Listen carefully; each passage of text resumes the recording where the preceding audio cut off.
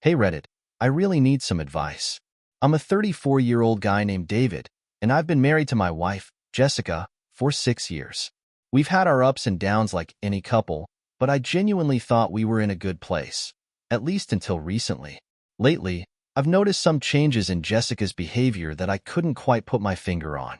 She started working late more often, which I initially chalked up to her being dedicated to her job. She's a marketing manager and has always been passionate about her work. But it seemed different this time. The late nights were accompanied by more secrecy. She became increasingly protective of her phone. At first, it was just that she would keep it face down on the table, but soon it escalated to her taking it with her to the bathroom or keeping it in her purse at all times. When I would ask her about it, she'd roll her eyes and say something dismissive like, "Oh, come on, David. You're being paranoid." This made me feel like I was the one who was in the wrong for even having doubts. As the weeks went on, her behavior grew more erratic. She was snapping at me for trivial things and then turning around and acting like nothing had happened. The intimacy in our relationship started to fade as well. We went from having regular sex to barely connecting at all. I tried to initiate things, but she always had an excuse. "I'm too tired," or "I have a headache" became the norm, and I felt increasingly rejected. I wanted to confront her about my suspicions, but every time I tried, I found myself hesitating. Was I really going to accuse my wife of cheating? What if I was wrong?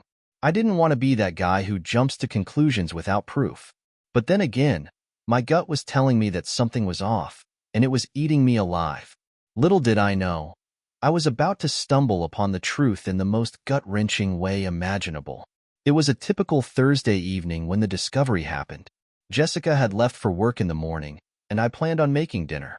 I decided to clean up around the house, do some laundry, and maybe even prepare her favorite meal as a surprise when she got home. While I was tidying up, I noticed her phone buzzing on the kitchen counter. Normally, I wouldn't dream of looking at her messages, but the urge to know what was going on had been building inside me. The last few weeks had been filled with doubts, and this felt like my moment of truth. I picked up her phone, glancing at the screen. There were several notifications from a messaging app I'd never seen before. Curiosity got the better of me, and I opened the app. What I found made my heart drop. The messages were flirty and intimate, filled with emojis that made my stomach churn. I scrolled up, my hands shaking. There were messages from a guy named Ryan, someone I'd never heard of. The exchanges were filled with promises to meet up, with phrases like, "Can't wait to feel you again," and "I miss our late-night talks." I felt my chest tighten as I realized I was looking at evidence of an affair. No, this can't be happening," I whispered to myself. I felt a wave of nausea hit me as reality sank in. My heart was racing, and I could hardly breathe. I knew I had to confront her, but a part of me wanted to avoid the inevitable pain that would come with that confrontation. Just as I was trying to collect my thoughts, Jessica walked in through the front door, her laughter echoing in the hallway. She looked so carefree, so unaware of the storm that was brewing inside me. My heart pounded as I tried to figure out how to approach the conversation. "Hey, babe," she called out, dropping her bag on the couch. "I'm home. What's for dinner? Can we talk first?" I replied, my voice barely steady. Her smile faded as she walked into the kitchen. "Oh, you sound serious. What's wrong?" I held her phone up, my hands trembling. "What's going on with Ryan?" She paled, her eyes widening in shock.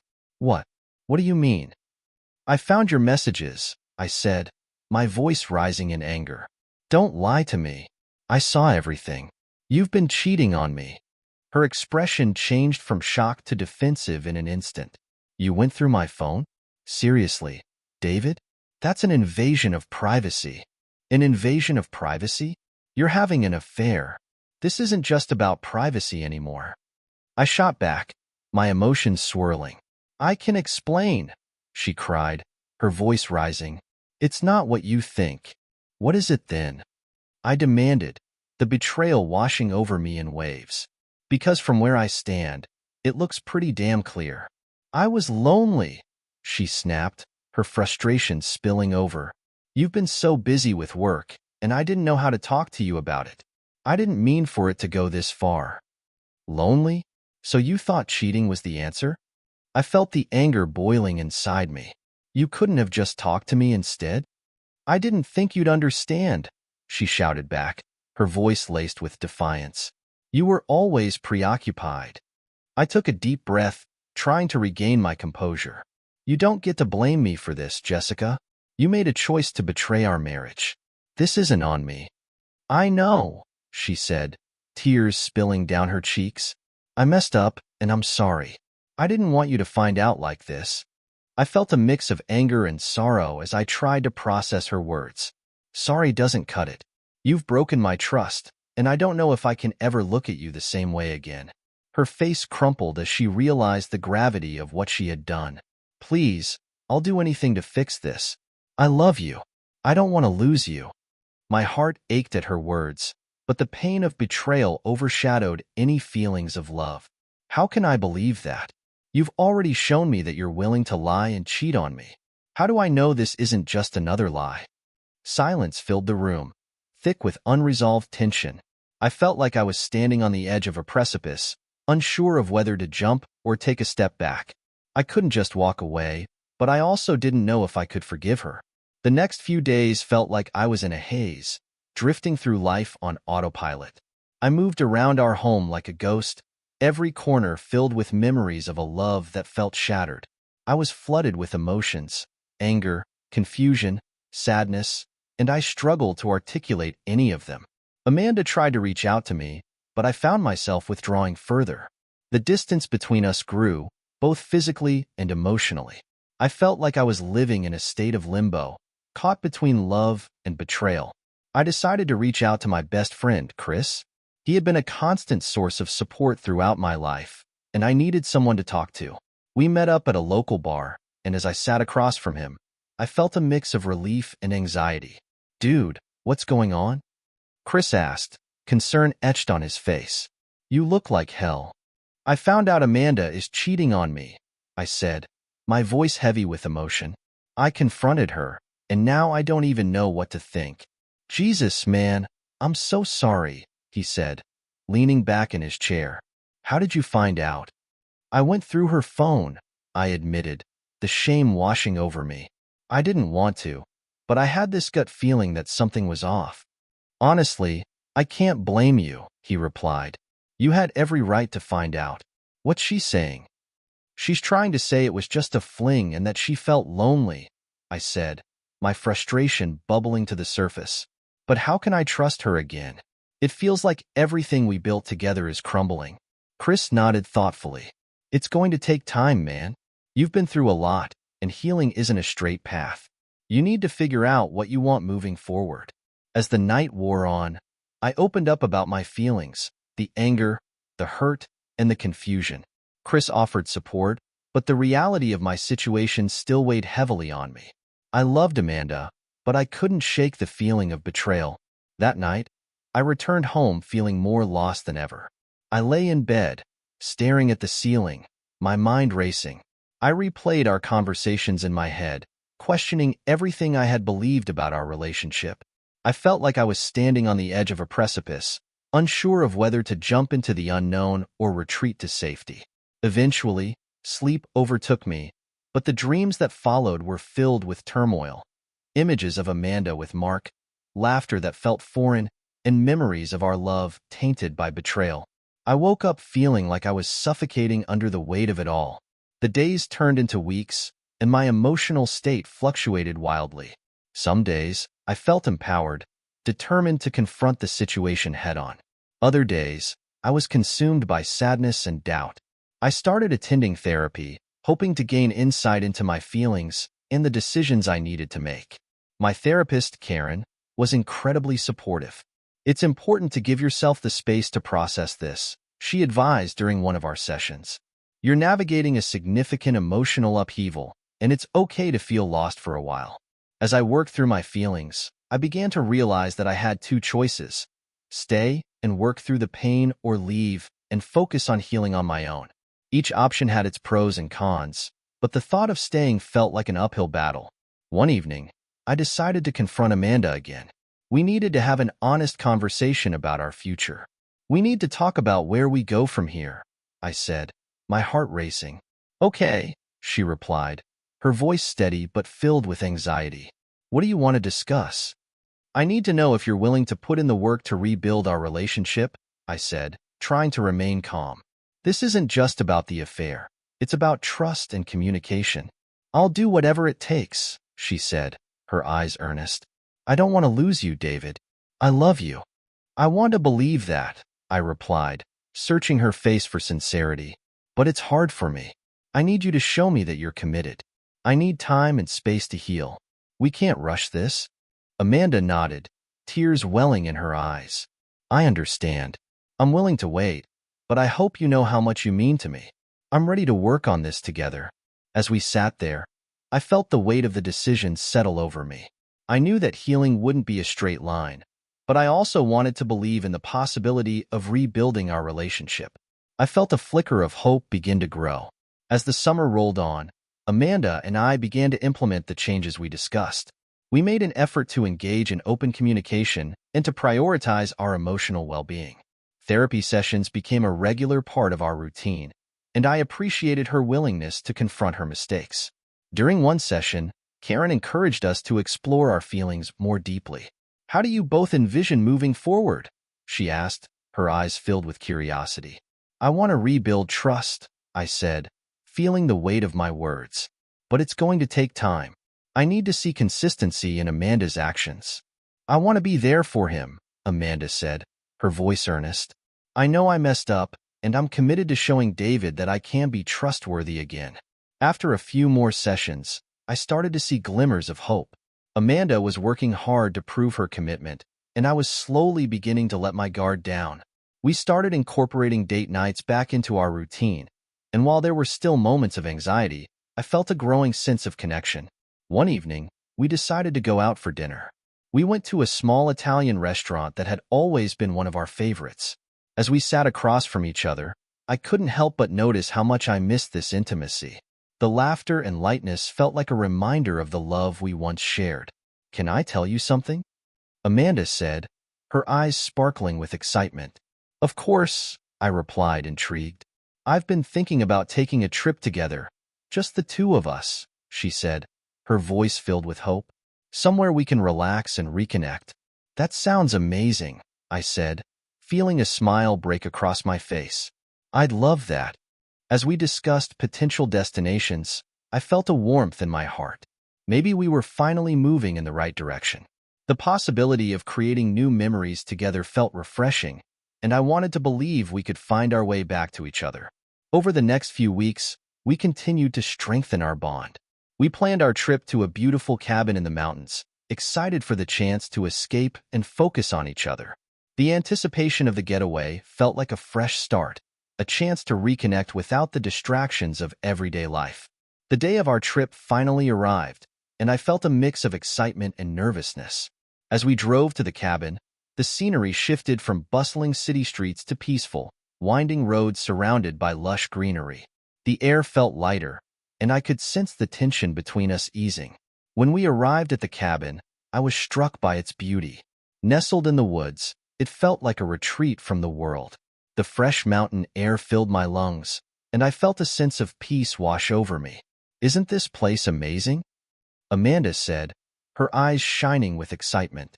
It really is, I replied, taking in the serene surroundings.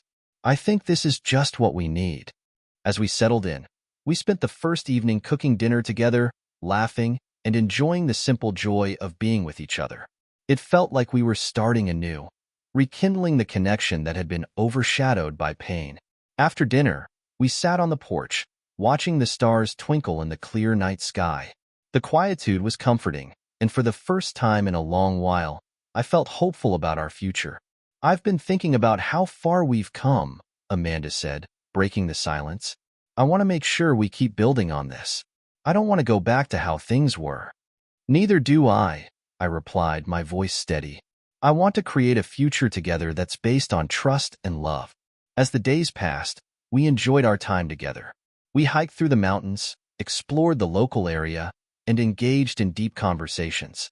Each moment felt like a step toward healing, and I was beginning to see glimpses of the woman I fell in love with again. One evening, as we sat around a campfire, Amanda looked at me with a seriousness I hadn't seen before. David, I want you to know how much I appreciate you giving me a second chance. I know I hurt you, and I'll never forgive myself for that. But I'm committed to proving my love to you. I appreciate that, I said, feeling a lump form in my throat. It means a lot to me. I want us to work on rebuilding our trust. As we talked late into the night, I felt a growing sense of optimism. Maybe we could navigate the rough waters together. Maybe we could find a way back to each other. Just when I thought we were on the right track, a familiar sense of unease crept back into my mind. Amanda had been acting a bit distant again. It started with small things. She'd spend more time on her phone when I wasn't around, and I noticed her mood fluctuating. One evening, I overheard her talking to someone on the phone in the bathroom, her voice low and secretive. I tried to convince myself it was work-related, but my gut instinct told me otherwise. "Hey, who were you talking to?" I asked when she came out, trying to keep my tone casual. "Just a friend from work," she replied quickly, avoiding eye contact. Nothing to worry about. But the tone in her voice set off alarm bells in my head. I felt the anxiety rising within me again, and I tried to brush it aside. A few days later, I saw a notification pop up on her phone, a message from Mark. My heart sank as the familiar feelings of anger and betrayal surged within me. I thought we were moving forward, but it felt like we were back at square one. That night, I couldn't hold back anymore. "We need to talk," I said, my voice tight with frustration. "About what?" Amanda asked, her eyes wide with surprise. "I saw a message from Mark on your phone," I said, my heart racing. "What's going on?" "I told you, it's just work-related," she snapped, the defensiveness creeping back into her tone. "You're being paranoid again." "I'm not being paranoid. You said you cut ties with him. I can't trust you if you keep lying to me." I felt my anger bubbling to the surface. "I'm not lying," she shouted, her frustration spilling over. "You're making this worse." The argument escalated, and I felt the walls closing in. "I don't want to keep doing this, Amanda. I thought we were committed to rebuilding our relationship, but you're still keeping secrets." "I'm trying," she yelled, tears streaming down her cheeks. "But you're making it impossible for me to show you that I'm committed." In that moment, I realized how much pain we were both in. I felt lost and confused, and I needed to take a step back again. "I need some space," I said, my voice shaking. "I can't keep living like this." In the days following the argument, the atmosphere in the house was tense. I moved back into the spare room, feeling the weight of uncertainty pressing down on me. I wanted to believe that Amanda was committed to rebuilding our relationship, but the doubts lingered. I threw myself into work, trying to distract myself from the emotional turmoil. I focused on my career and my personal growth, but the shadow of our situation loomed over me. I felt exhausted from the constant ups and downs. During this time, I continued to see my therapist. "You need to prioritize your well-being," she advised during one session. "It's okay to take a step back and assess what you truly want." I realized that I had been living in a constant state of anxiety, trying to navigate a relationship that felt fragile. I needed to confront my feelings and make a decision about my future. One evening, I decided to reach out to Chris again. We met at our favorite bar, and as I sat across from him, I felt a sense of relief. "Dude, you look like you've been through the ringer," he said, concern etched on his face. "I've been struggling," I admitted, running a hand through my hair. "Amanda and I had another fight, and I don't know what to do anymore." "Have you thought about what you want?" he asked, his voice steady. "You can't keep living in this limbo." "I want to believe in our love, but I'm so tired of the emotional roller coaster," I replied, my heart heavy. "I feel like I'm constantly questioning everything, and it's wearing me down." "Maybe it's time to make a decision," Chris said. "You deserve to feel secure in your relationship, not constantly on edge." His words hit home. I realized that I needed to prioritize my own happiness and take control of my life. I couldn't keep waiting for things to change. It was time to confront Amanda once more. The following evening, I sat down with Amanda in the living room, my heart racing. "We need to talk," I said, my voice steady. "About what?" she asked, concern etched on her face. "I've been doing a lot of thinking," I began. And I've come to a decision.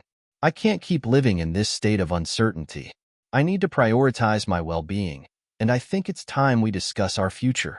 Her expression shifted, and I could see the fear in her eyes. What are you saying, David? I think we need to take a break, I said, my heart heavy. I need time to process everything and figure out what I truly want. It's not that I don't love you, but I need space to heal. Tears welled in her eyes as she shook her head. Please, don't say that. I don't want to lose you. I need this, I said firmly. It's not fair to either of us to keep pretending everything is okay. I need time to reflect on what I want moving forward. The silence between us felt heavy, and I could see the pain etched on her face. I'll do anything to make this work, she said, her voice trembling.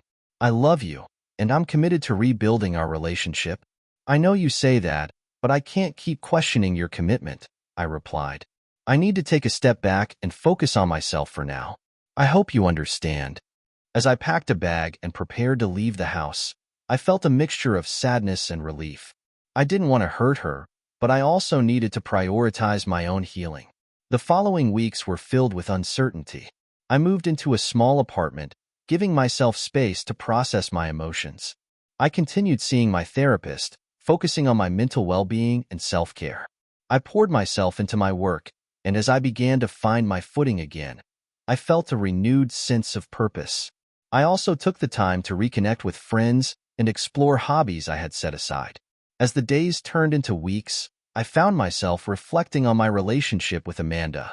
I missed the love we had shared, but I also recognized the importance of prioritizing my own happiness. One evening, as I settled into my apartment, I received a call from Amanda. My heart raced as I debated whether to answer. Hey, I said cautiously when I picked up.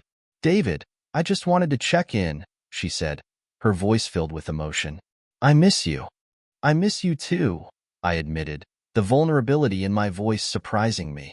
But I need to stay focused on myself right now. I understand, she said softly, but I've been doing a lot of thinking too. I want to show you that I'm committed to making this work.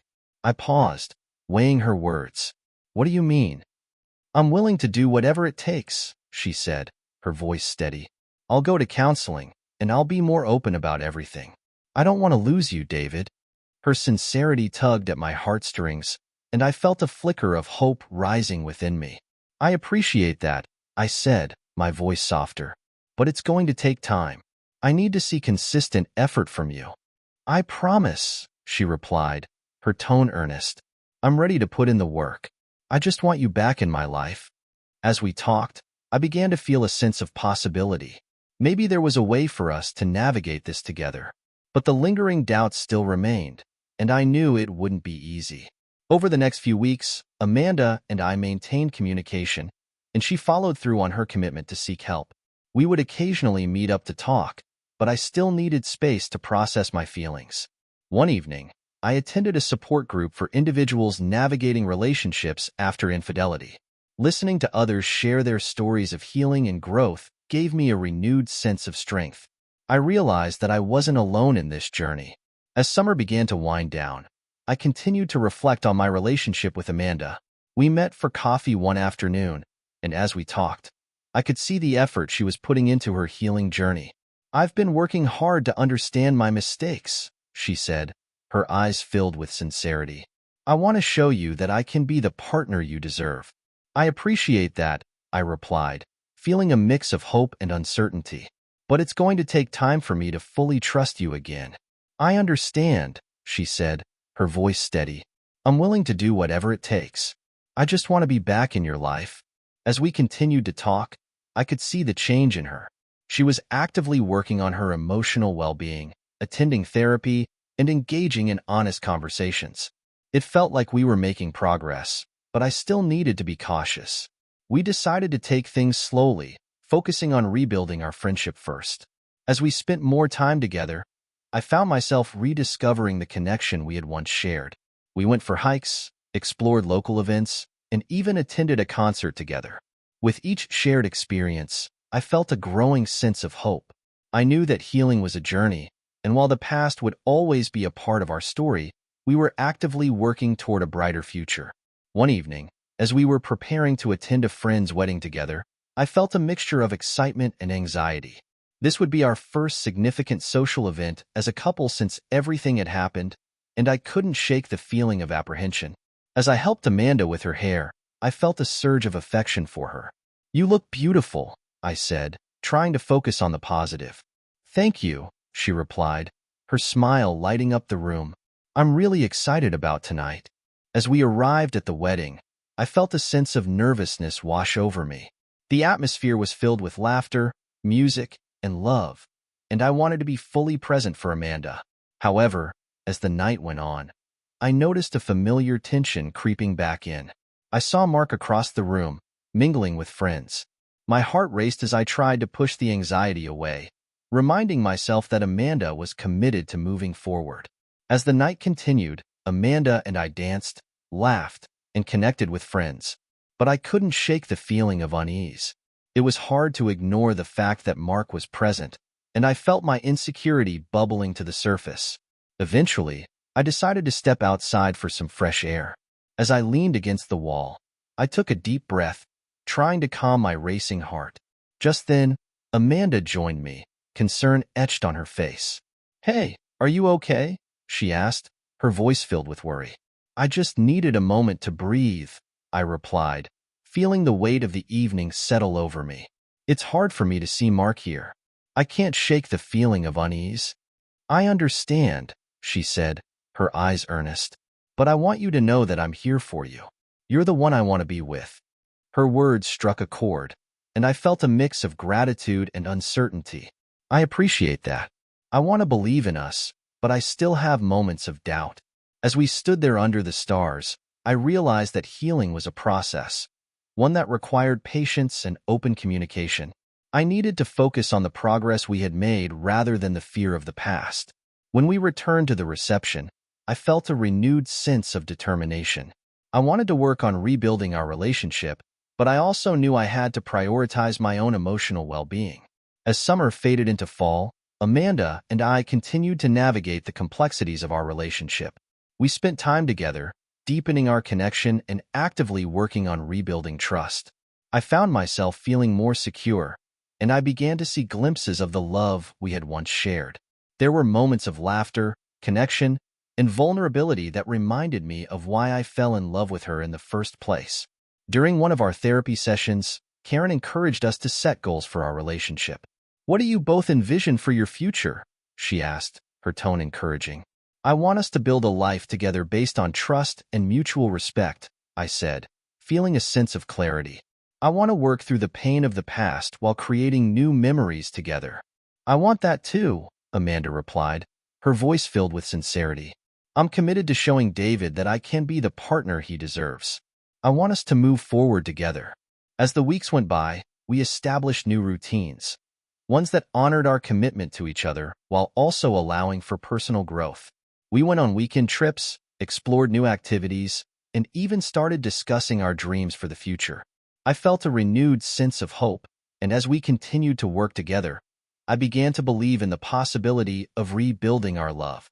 One evening, as we sat on the couch together, I felt a wave of nostalgia wash over me. We were watching one of our favorite movies, and I couldn't help but smile at the familiar feeling of being with Amanda. "Can I tell you something?" I asked, my heart racing.